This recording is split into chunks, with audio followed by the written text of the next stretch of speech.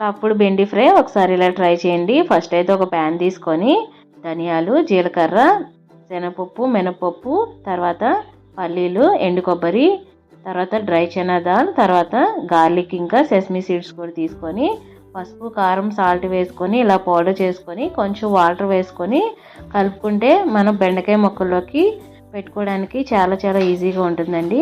ఇలా లేత బెండకాయలు తీసుకొని మజ్జిగ కట్ చేసుకొని మసాలా పేస్ట్ ఉంది కదా, ఆ మసాలా పేస్ట్ని ఇలా బెండకాయలు అన్నిటిలోనికి మజ్జిగ వేసుకోండి.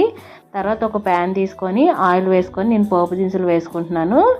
తర్వాత మిర్చి ఇంకా కరివేపాకు, తర్వాత కొంచెం ఇంగువ కూడా వేసుకొని ఇలా మొత్తం కూడా ఫ్లేవర్స్ అన్నీ దిగిన తర్వాత ఇప్పుడు బెండకాయ ముక్కలు కూడా వేసుకొని అటు ఇటు కూడా ఈవెన్గా కుక్ చేసుకోండి.